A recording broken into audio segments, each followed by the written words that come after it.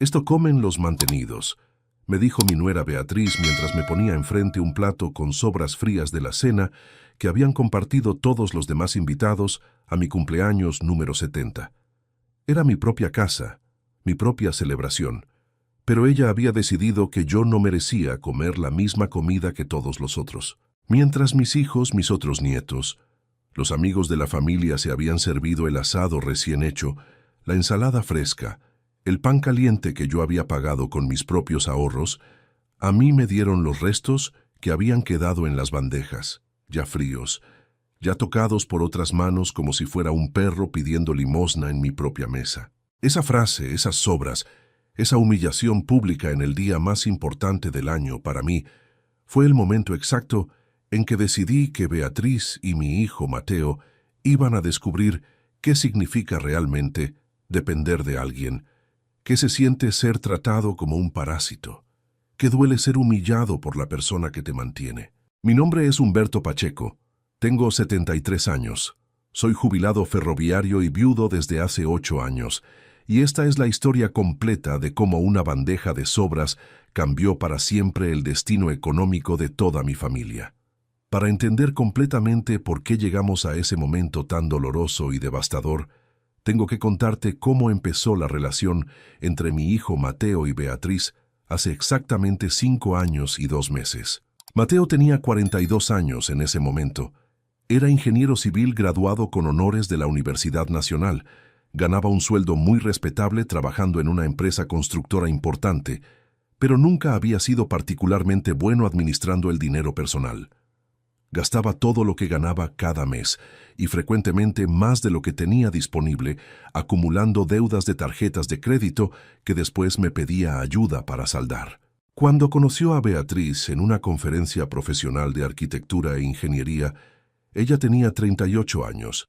Era arquitecta también con un estudio pequeño pero aparentemente exitoso, pero lo que más me llamó la atención desde el primer día que la trajo a casa fue su manera específica de mirar todos mis espacios, mis muebles, mis electrodomésticos, mis decoraciones, como si estuviera haciendo un inventario mental detallado de todo lo que valía la pena, de todo lo que podría ser útil para sus planes futuros. Los primeros 6 meses de noviazgo fueron completamente normales y agradables. Beatriz venía a casa los domingos para el almuerzo familiar tradicional. Comía todo lo que yo cocinaba con aparente satisfacción. Participaba activamente en las conversaciones familiares.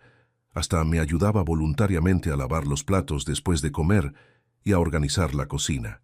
Parecía una mujer educada, trabajadora, independiente, exactamente el tipo de persona que yo había esperado que Mateo encontrara después de tantos años de relaciones superficiales. Pero gradualmente, durante los meses siguientes, empecé a notar cambios sutiles pero sistemáticos en su actitud hacia mi casa y hacia mí. Comentarios aparentemente casuales sobre lo antigua que era mi decoración, sugerencias cada vez más frecuentes sobre renovaciones que la casa necesitaba urgentemente para estar a la altura de los tiempos modernos, preguntas aparentemente inocentes sobre el valor de la propiedad en el barrio, sobre cuánto tiempo llevaba viviendo ahí, sobre si había considerado vender para mudarme a algo más apropiado para mi edad. Cuando se casaron hace exactamente 3 años y 4 meses, las cosas se aceleraron dramáticamente. Beatriz convenció a Mateo de que era mucho más práctico económicamente que vivieran conmigo mientras ahorraban dinero para comprar su propia casa. Dijeron que sería una situación completamente temporal, 6 meses máximo, mientras organizaban sus finanzas de pareja recién formada y establecían un plan de ahorro conjunto. Yo acepté la propuesta, porque pensé que sería hermoso tener la casa llena de vida otra vez, después de tantos años de soledad absoluta, desde que murió mi querida esposa Carmen. Pero los 6 meses prometidos se convirtieron automáticamente en 1 año, después en 2 años, después en 3 años completos. Y durante todo ese tiempo, Beatriz fue transformando gradual pero sistemáticamente mi propia casa en su territorio personal exclusivo.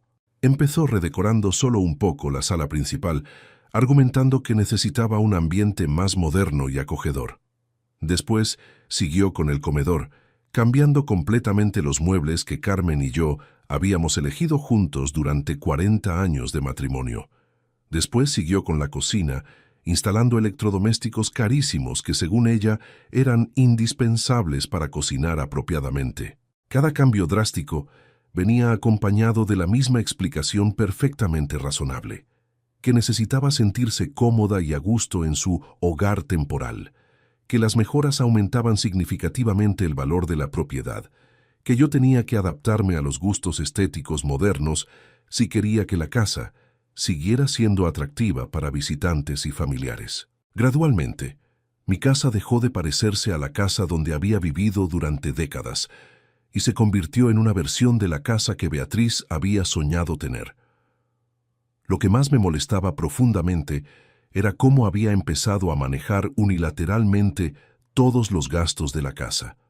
Al principio, cuando se mudaron oficialmente, acordamos claramente que ellos pagarían una parte proporcional justa de todos los servicios y la comida.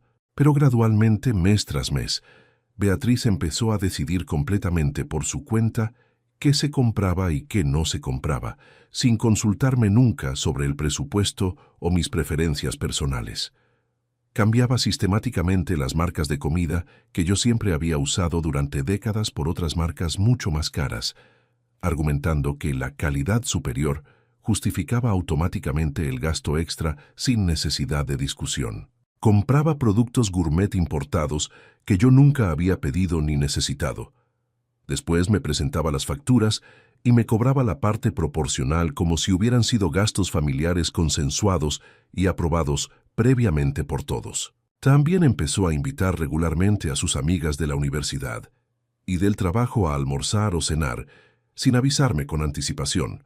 Organizaba pequeñas reuniones sociales en mi jardín los fines de semana.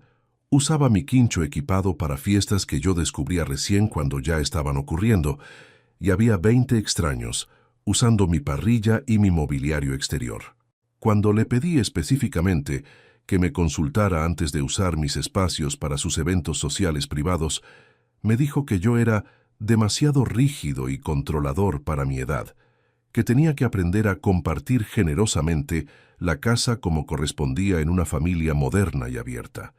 Pero lo que realmente me alertó sobre sus verdaderas intenciones económicas fue una conversación completa que escuché por casualidad entre ella y Mateo una noche de miércoles.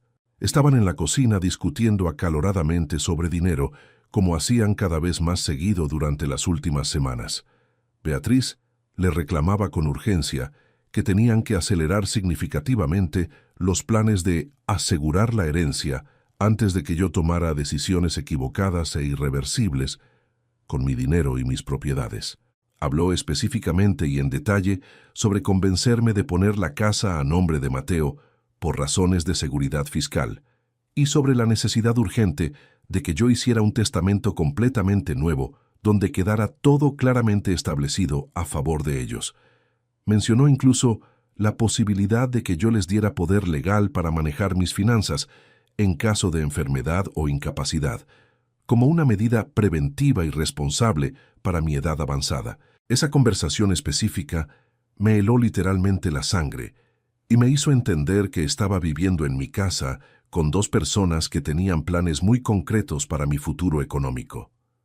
Mi hijo y mi nuera no me veían como un padre y suegro generoso que los estaba ayudando económicamente durante un período difícil. Me veían como un obstáculo temporal entre ellos y una herencia que consideraban suya por derecho natural. Mi casa, mis ahorros de toda una vida, mi futuro financiero, todo era parte de un plan económico elaborado, donde yo solo era relevante en la medida que cooperara voluntariamente con sus objetivos patrimoniales. A partir de esa noche reveladora, empecé a prestar mucha más atención sistemática a todas las conversaciones, a todos los comentarios aparentemente casuales, a todas las sugerencias que me hacían constantemente sobre mis decisiones económicas diarias. Beatriz siempre tenía una opinión muy definida sobre cómo debía gastar mi propio dinero. Si quería comprarme ropa nueva porque la que tenía estaba gastada, me decía que era un gasto completamente innecesario a mi edad, que era más inteligente usar la ropa hasta que se rompiera completamente. Si pensaba en hacer arreglos necesarios en la casa como pintura o reparaciones, me sugería que mejor esperara y lo planeara cuidadosamente con ellos para asegurar que las mejoras fueran realmente útiles y no un desperdicio de recursos. Si mencionaba casualmente algún viaje que quería hacer para visitar familiares en otras ciudades, me explicaba pacientemente que era extremadamente imprudente gastar dinero en caprichos de entretenimiento, cuando podía necesitar urgentemente esos ahorros para emergencias médicas imprevistas. Gradualmente, sin que me diera cuenta del proceso, Beatriz había logrado que yo me sintiera genuinamente culpable cada vez que gastaba mi propio dinero en mis propios gustos y necesidades. Había convertido cada pequeño gasto personal mío en un tema complicado de discusión familiar, en una decisión importante que tenía que ser evaluada cuidadosamente por su racionalidad económica y su necesidad real. Mi autonomía financiera, que había mantenido durante 70 años de vida independiente, se había evaporado completamente sin que me diera cuenta de cómo había ocurrido ese proceso de control. La situación se volvió insostenible cuando Mateo perdió el trabajo hace exactamente 1 año y medio. La empresa constructora donde trabajaba desde hacía 8 años cerró definitivamente por problemas económicos serios relacionados con la crisis del sector, y él se quedó completamente sin ingresos de un día para el otro, sin indemnización significativa, sin ahorros personales para mantener su nivel de vida habitual. Beatriz inmediatamente, sin consultarme ni pedirme opinión, asumió que yo tenía la obligación moral y familiar de mantenerlos económicamente de manera completa hasta que Mateo encontrara otro empleo estable.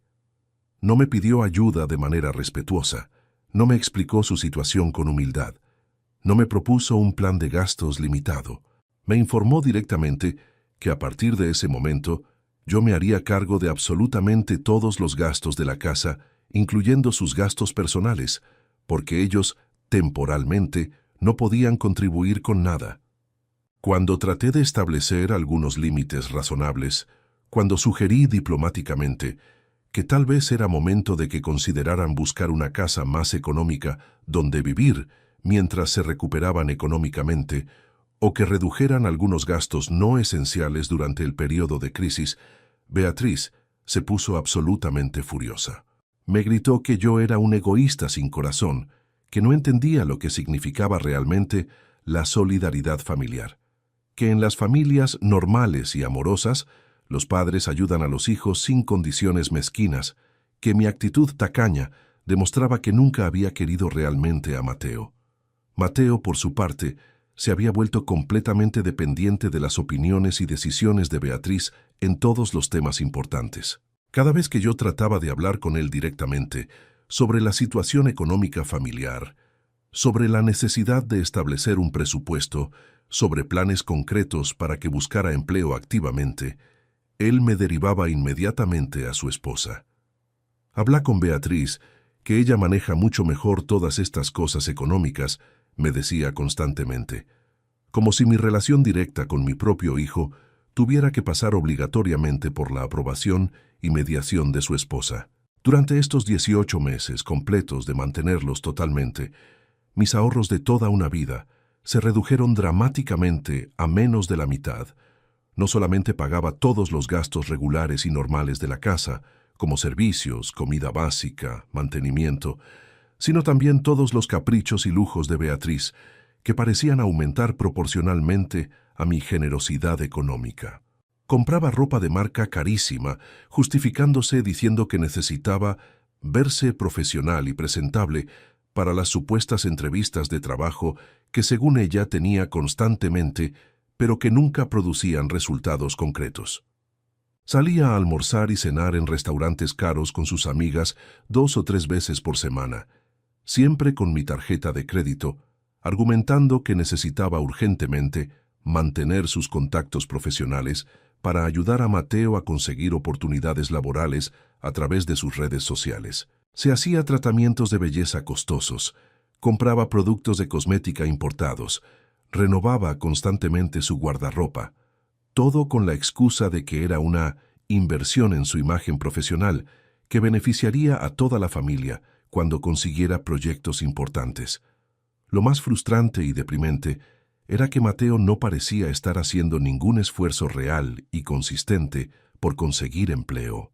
Pasaba la mayor parte del día viendo televisión en mi living o navegando aparentemente sin rumbo en Internet.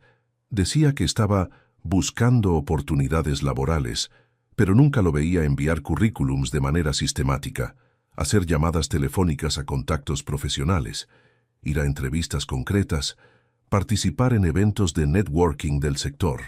Cuando le preguntaba directamente por sus planes específicos, sus estrategias de búsqueda, sus contactos activos, me daba respuestas extremadamente vagas sobre proyectos que estaban en evaluación o contactos importantes que se estaban moviendo, sin nunca proporcionar detalles verificables.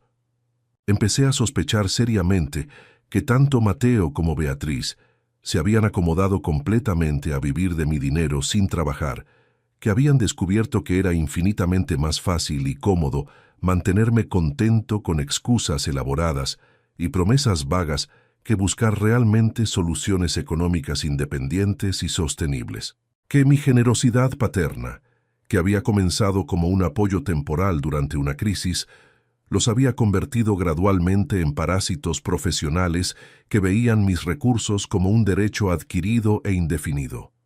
Pero el momento que cambió absolutamente todo, el momento donde se rompió definitiva e irreversiblemente mi paciencia y mi tolerancia, fue durante la celebración de mi cumpleaños número 70. Yo había esperado esa fecha durante meses, con expectativa genuina, no solo porque marcaba una década nueva y simbólicamente importante en mi vida, sino porque pensé sinceramente que sería una oportunidad dorada para que mi familia me demostrara algo de gratitud y respeto después de tanto tiempo manteniéndolos económicamente sin recibir prácticamente nada a cambio. 3 semanas antes del cumpleaños, le dije específicamente a Beatriz que quería hacer una celebración especial en casa, que tenía planeado invitar a mis hermanos, mis primos, mis amigos de toda la vida, que quería cocinar yo mismo un asado grande, como hacía en los viejos tiempos cuando Carmen estaba viva, que quería que fuera una celebración auténtica, familiar, tradicional, donde pudiera sentirme realmente el protagonista y homenajeado en mi propia casa. Beatriz inmediatamente se opuso rotundamente a mis planes.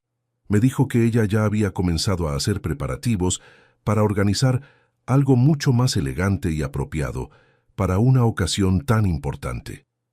Me explicó con condescendencia que mis ideas eran muy básicas y anticuadas para una fecha tan significativa, que mi familia y mis invitados se merecían una celebración de verdad, que ella tenía experiencia organizando eventos y sabía exactamente qué era lo que funcionaba en esas ocasiones. Sin consultarme absolutamente nada más, sin pedir mi opinión sobre presupuesto o preferencias, Beatriz contrató un servicio de catering carísimo que servía comida gourmet internacional, alquiló mesas y sillas elegantes de un proveedor de eventos exclusivos, mandó a hacer invitaciones formales impresas que no mencionaban que era específicamente mi cumpleaños, sino una celebración distinguida en honor a don Humberto.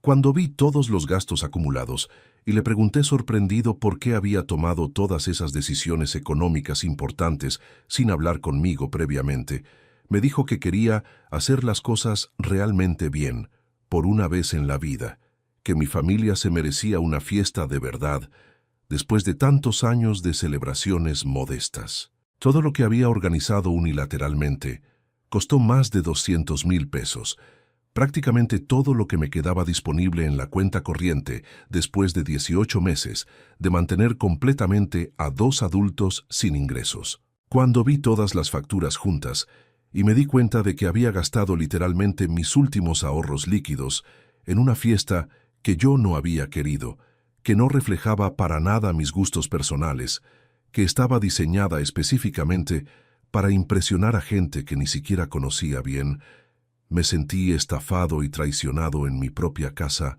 por mi propia familia.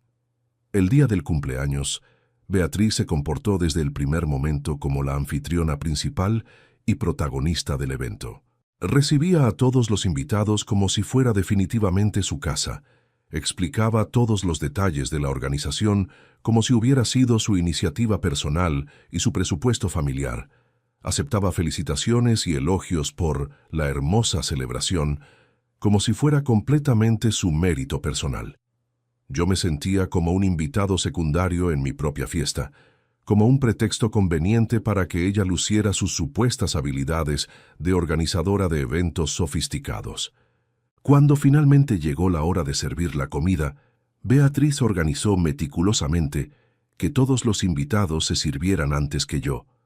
Explicó a los presentes que era mucho más elegante y protocolario que el homenajeado comiera en último lugar, que esa era supuestamente la tradición correcta en las fiestas bien organizadas y refinadas. Pero cuando finalmente llegó mi turno de acercarme a la mesa del buffet, descubrí con horror que prácticamente no quedaba nada de las opciones principales que había pagado con mi dinero.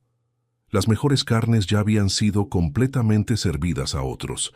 Las ensaladas frescas estaban terminadas. El pan caliente se había acabado.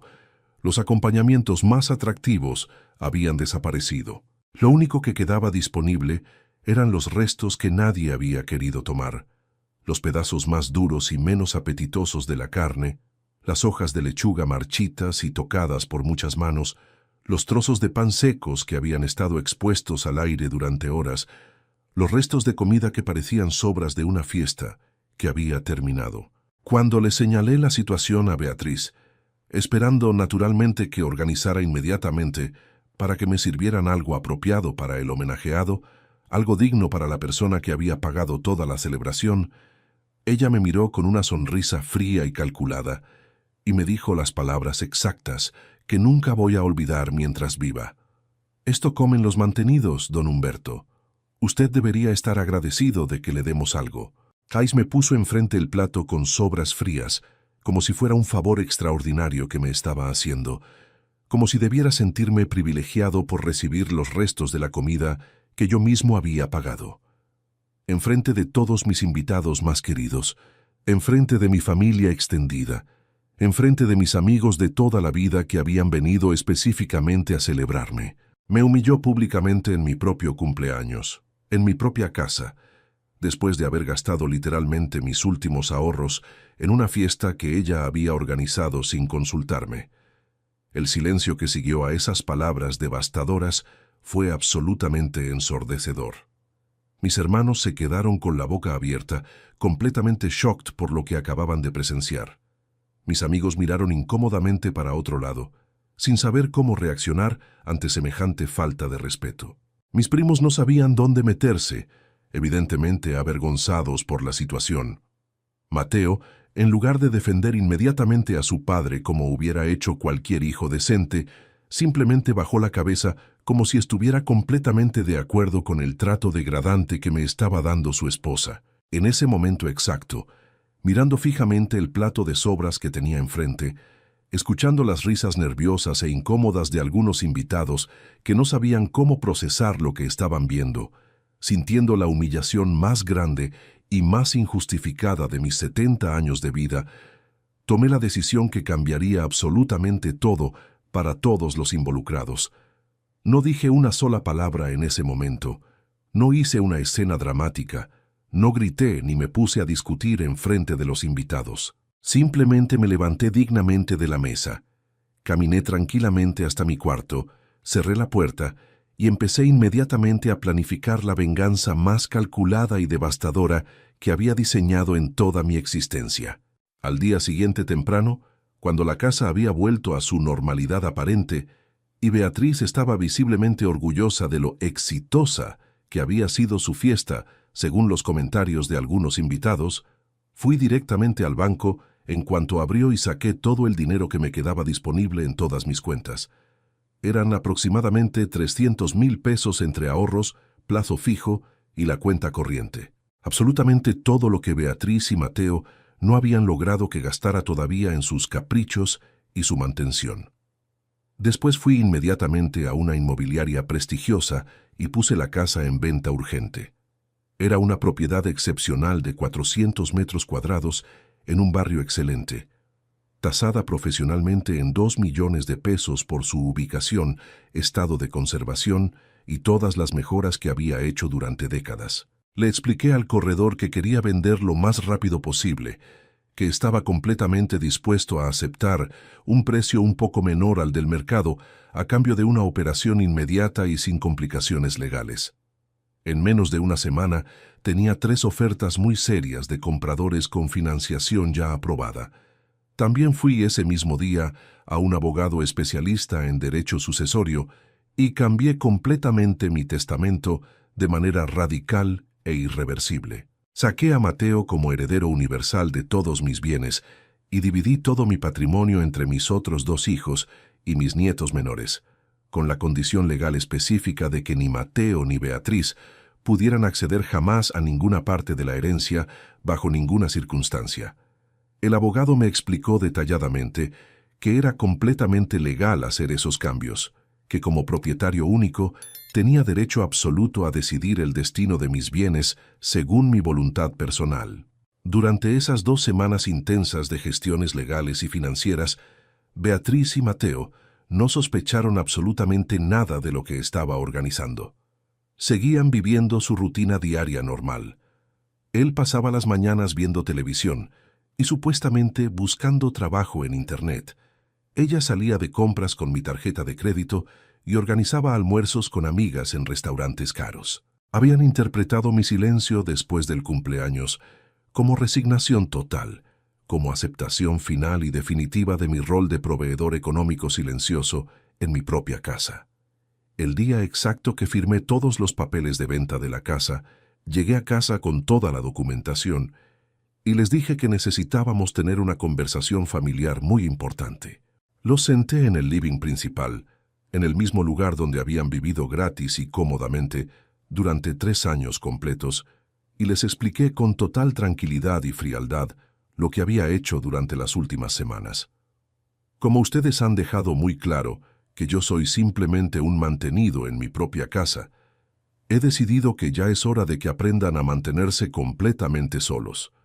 La casa está oficialmente vendida.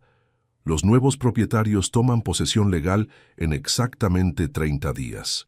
Pueden empezar desde hoy mismo a buscar dónde van a vivir. Beatriz se puso primero pálida como un papel, después roja de indignación, después empezó a gritar histéricamente que yo no podía hacer semejante cosa, que era mi responsabilidad paterna ayudarlos durante las crisis, que las familias normales no se abandonan de esa manera tan cruel. Mateo se quedó completamente mudo durante varios minutos eternos.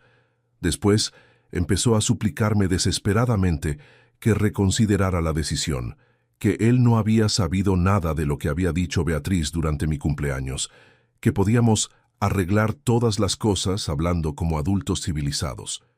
Pero ya era demasiado tarde para arreglar cualquier cosa. Les expliqué pacientemente que también había retirado todo mi dinero de todos los bancos y que no iba a financiar ni un peso más de sus gastos personales o familiares, que tenían exactamente 30 días calendario para encontrar trabajo estable, encontrar casa apropiada y empezar a vivir como adultos económicamente independientes por primera vez en 3 años de comodidad a mi costa. Beatriz se puso absolutamente histérica. Me gritó que yo era un viejo cruel y vengativo, que estaba destruyendo maliciosamente a toda la familia, que Mateo se iba a enfermar del estrés de tener que trabajar. Me amenazó con demandarme legalmente, con acusarme de maltrato familiar, con contarle a todos nuestros conocidos comunes lo malo que yo era siendo con mis propios hijos. Pero todas sus amenazas sonaban completamente vacías, porque sabía perfectamente que legalmente yo tenía derecho absoluto a hacer lo que quisiera con mi dinero y mi propiedad. Mateo trató desesperadamente de apelar a los sentimientos paternos. Me recordó nostálgicamente todos los años que habíamos sido cercanos. Me habló emotivamente de su infancia, de los momentos lindos que habíamos compartido cuando él era niño. Me pidió que pensara en el futuro de sus hijos, mis nietos, que iban a sufrir terriblemente si él y Beatriz no tenían estabilidad económica. pero yo le expliqué que había pensado en todo eso durante 3 años completos, mientras me convertían gradualmente en un cajero automático familiar. Durante los siguientes 30 días, mi casa se convirtió en un verdadero campo de batalla emocional constante. Beatriz oscilaba impredeciblemente entre la furia descontrolada y las súplicas manipuladoras. Un día me gritaba que era el peor suegro del mundo. Al día siguiente me cocinaba mi comida favorita y me hablaba con dulzura exagerada sobre lo mucho que valoraba nuestra relación especial. Mateo probó sistemáticamente todas las estrategias psicológicas posibles: culpa paterna, chantaje emocional, promesas grandiosas de cambio, planes completamente fantásticos de cómo me iban a devolver todo el dinero cuando tuvieran éxito profesional. Pero absolutamente nada de eso funcionó, porque yo ya había tomado la decisión más liberadora de mi vida adulta. Por primera vez en 3 años, me sentía genuinamente dueño de mi destino, completamente libre de la presión constante y agobiante de mantener económicamente a 2 adultos que habían elegido conscientemente la comodidad de depender de mí en lugar del esfuerzo de ser productivos e independientes. Una semana antes del vencimiento del plazo, Mateo finalmente consiguió un trabajo como proyectista en una empresa pequeña. No era el empleo de sus sueños, ganaba menos de lo que había ganado antes, pero era un ingreso real después de 18 meses de vivir de mis ahorros. Beatriz también empezó a enviar currículums desesperadamente y consiguió algunos trabajos de medio tiempo como consultora independiente. Ver cómo en una semana lograron lo que según ellos era imposible durante 1 año y medio, me confirmó que habían estado mintiendo todo el tiempo, que sí había oportunidades laborales, que sí podían trabajar, que simplemente habían elegido no hacerlo mientras tuvieran la opción más cómoda de vivir de mi dinero. El día que se mudaron, Beatriz no me dirigió la palabra. Empacó sus cosas con rabia, como si yo le estuviera robando algo que le pertenecía por derecho. Mateo me abrazó en la puerta y me dijo que esperaba que algún día pudiera perdonarlos, que entendía que habían cometido errores, que él no se había dado cuenta de lo mal que Beatriz me había tratado durante todo este tiempo. Pero yo sabía perfectamente que eso no era verdad. Mateo había estado presente en mi cumpleaños, había escuchado directamente las palabras humillantes de Beatriz, había visto mi humillación pública y no había hecho absolutamente nada para defenderme o corregir la situación. Su inacción cómplice había sido tan cruel y dañina como la agresión directa de su esposa. Después de que se fueron definitivamente, mi casa quedó vacía pero llena de una tranquilidad profunda y liberadora que no había experimentado en 3 años completos. Por primera vez desde que se habían mudado conmigo, podía decidir qué comer sin consultar los gustos caprichosos de nadie más. Podía usar mi living sin que estuviera constantemente ocupado por las pertenencias desordenadas de Beatriz. Podía ver televisión tranquilo sin que Mateo cambiara el canal constantemente según sus preferencias. Con el dinero de la venta de la casa, compré un departamento más pequeño, pero perfectamente cómodo en el centro de la ciudad, cerca de comercios, médicos, transporte público eficiente. Era exactamente lo que necesitaba para mi edad y mi estilo de vida actual, sin los gastos enormes de mantenimiento de una casa grande, sin jardín que cuidar constantemente, sin espacios que me recordaran constantemente a la familia que me había traicionado tan cruelmente. También invertí una parte significativa del dinero en un plazo fijo que me daba ingresos mensuales adicionales muy respetables a mi jubilación. Por primera vez en años, tenía estabilidad económica completamente garantizada, sin el riesgo constante de que alguien más gastara mis ahorros en caprichos que yo no había autorizado ni aprobado. Los primeros meses después de mi mudanza, Mateo me llamaba ocasionalmente por teléfono. Al principio para preguntarme cortésmente cómo estaba adaptándome a mi nueva vida, después para contarme sobre las dificultades que estaban teniendo para adaptarse a su nueva realidad independiente. Gradualmente, las llamadas se fueron espaciando hasta que prácticamente cortamos el contacto por completo. Supe por otros familiares que Mateo y Beatriz habían alquilado un departamento pequeño en un barrio considerablemente más económico. que ambos estaban trabajando tiempo completo por necesidad, que habían tenido que vender el auto caro que habían comprado cuando vivían cómodamente conmigo para poder pagar la fianza del alquiler. También supe que habían empezado a tener problemas matrimoniales serios, discusiones constantes sobre dinero, reproches mutuos sobre la pérdida de su estabilidad económica. Aparentemente, cuando se acabó mi dinero como factor unificador, descubrieron que no tenían mucho más en común. Beatriz culpaba a Mateo por haber perdido la herencia, por no haber sabido manejar mejor la relación conmigo. Mateo culpaba a Beatriz por haberme tratado tan mal que me había obligado a tomar medidas drásticas. 1 año y medio después de haberlos echado definitivamente de mi casa, recibí la noticia de que se habían divorciado.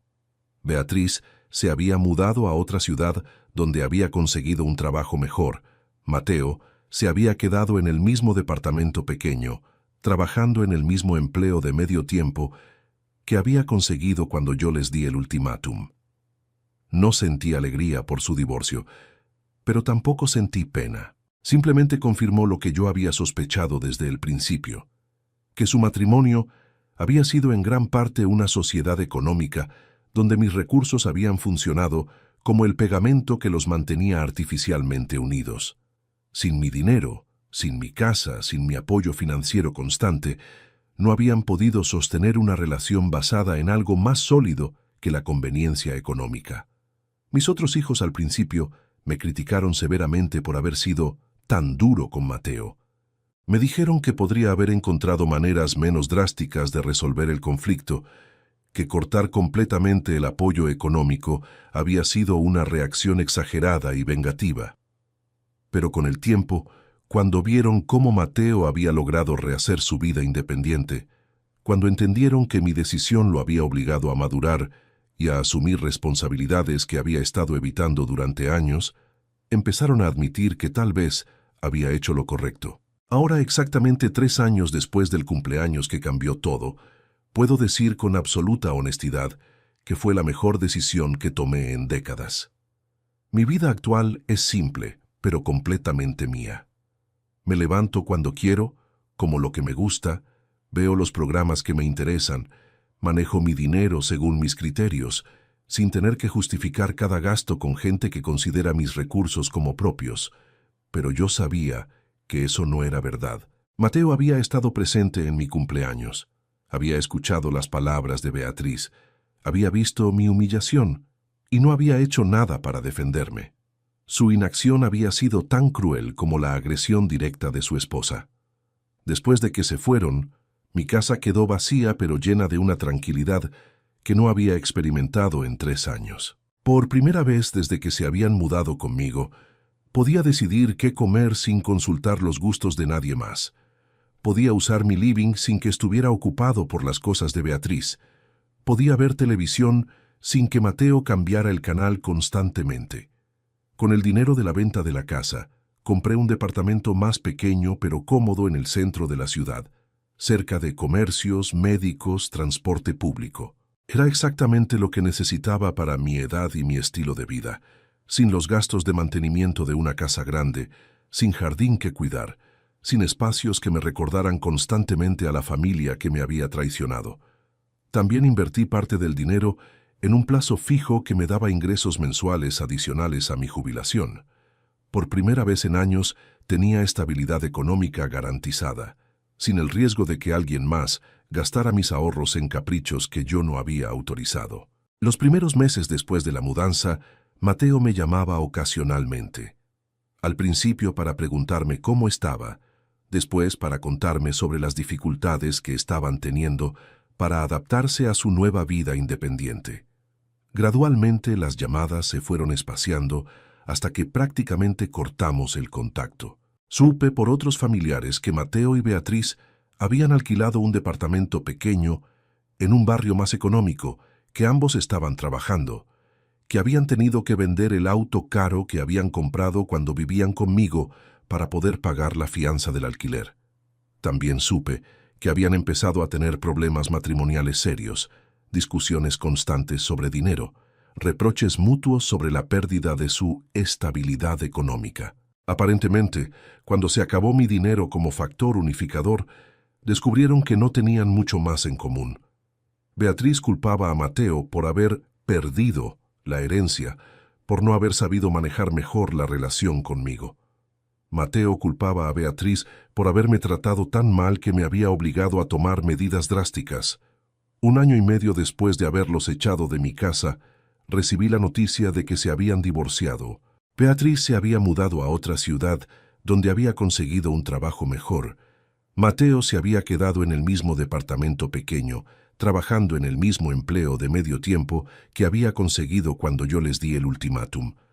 No sentí alegría por su divorcio, pero tampoco sentí pena. Simplemente confirmó lo que yo había sospechado desde el principio, que su matrimonio había sido en gran parte una sociedad económica donde mis recursos habían funcionado como el pegamento que los mantenía unidos.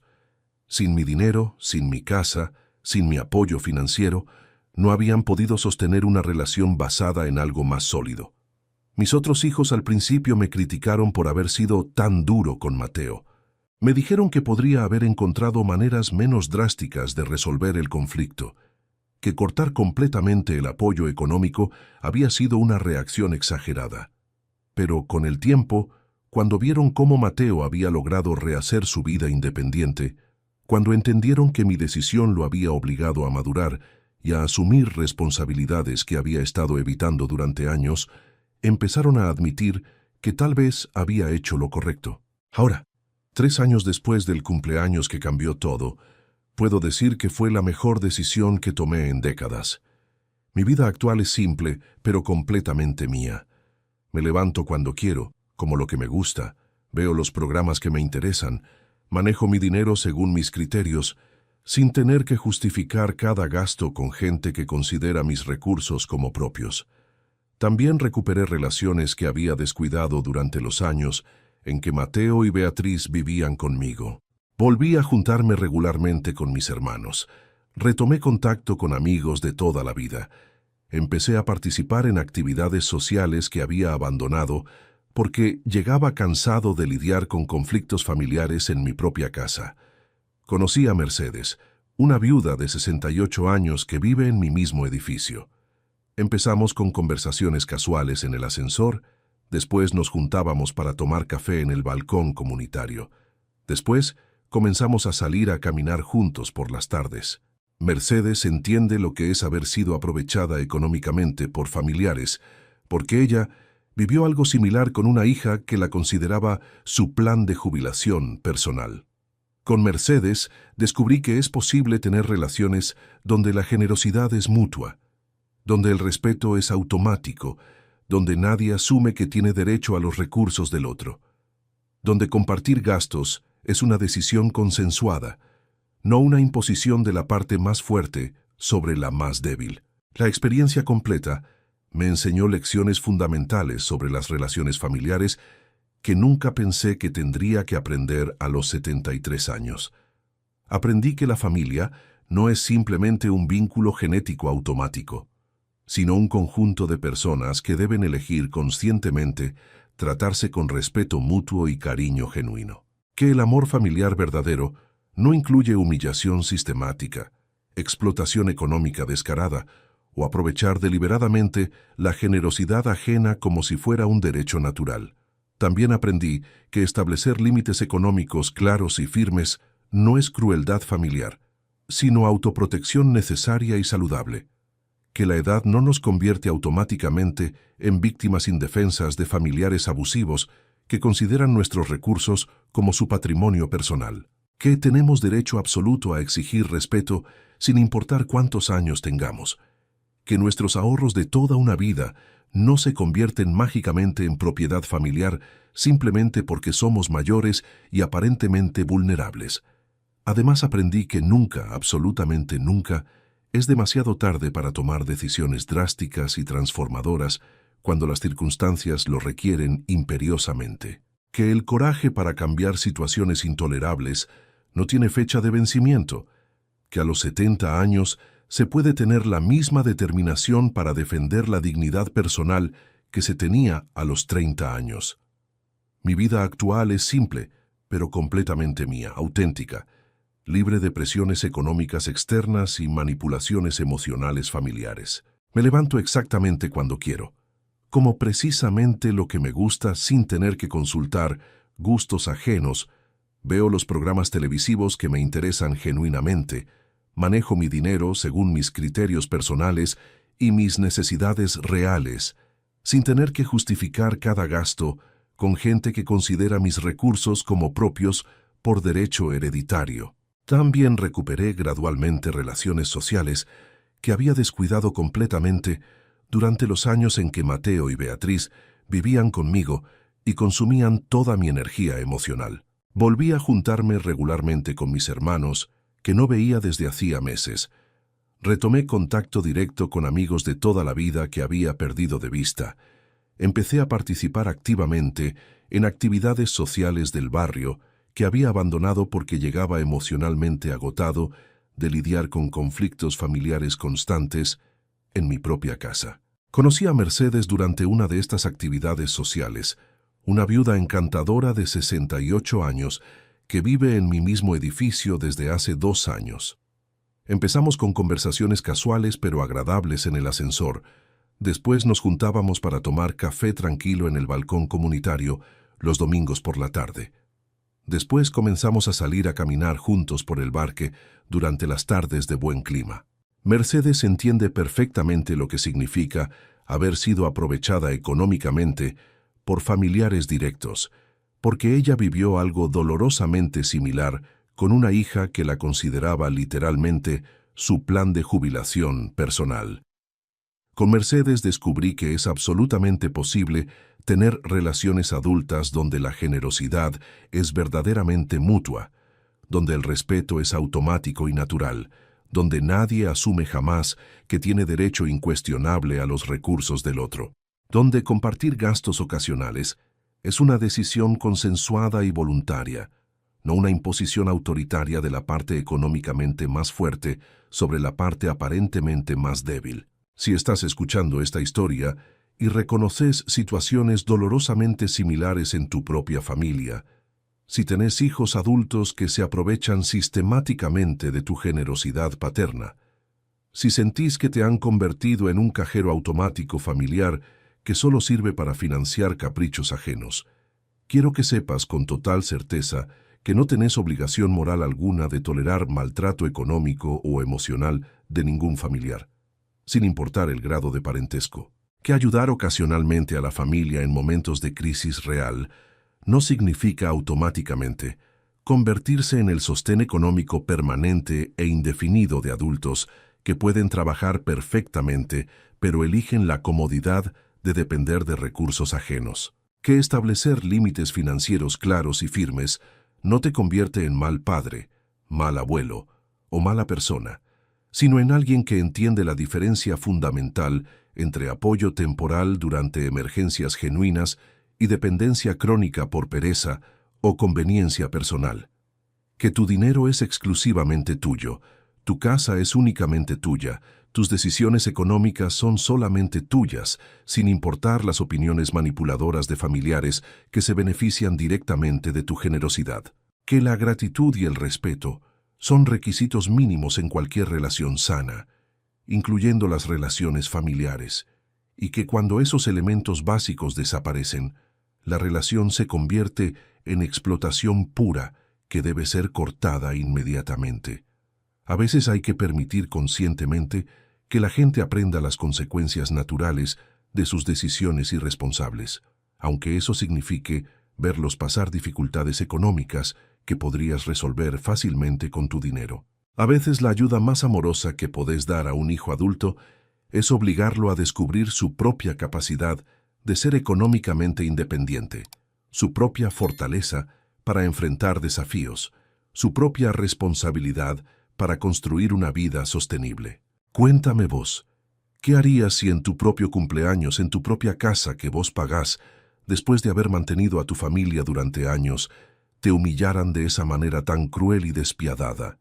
¿Tendrías el coraje emocional de cortar completamente el apoyo económico a hijos adultos que se aprovechan descaradamente de tu generosidad paterna? ¿Serías capaz de vender tu casa familiar para obligar a tu propia familia a ser independiente y responsable?